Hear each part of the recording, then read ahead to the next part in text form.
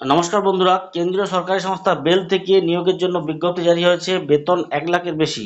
যারা আবেদন করতে চান বেল সংস্থায় তারা আবেদন করতে পারবেন। অফলাইনে আবেদন করতে হবে। এটার লাস্ট ডেট হলো 15ই জুন। অফলাইনে আবেদন করতে হবে। যারা আবেদন করতে চান তাদের জন্য লাস্ট ডেট হলো 15ই জুন। শিক্ষাগত যোগ্যতা হলো বিটেক থাকতে হবে এবং বিজ্ঞান বিভাগে মাস্টার ডিগ্রি থাকতে হবে। আজকের ভিডিওতে আমি আলোচনা করব সেটা নিয়ে। বেল সেটেলমেন্ট একটি সংস্থা।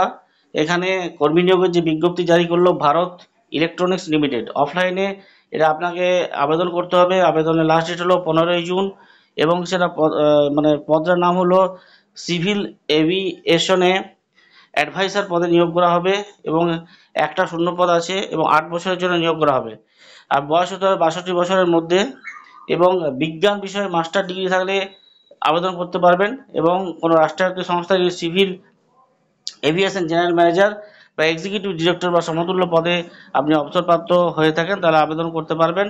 এছাড়াও ট্রাফিক কন্ট্রোল, এটিএম অটোমেশনে জ্ঞান থাকতে হবে। তো 1,20,000 টাকা স্যালারি। তো 1,20,000 থেকে প্রায় 1.5 লাখ টাকা পর্যন্ত কিন্তু এটা স্যালারি আছে। অফলাইনে আবেদন করতে হবে। যারা আবেদন করতে চান তারা ওয়েবসাইট, বেলের যে ওয়েবসাইট আছে ওয়েবসাইটে যে অ্যাড্রেস দেওয়া আছে সেই অ্যাড্রেসে আপনারা পাঠিয়ে দিন।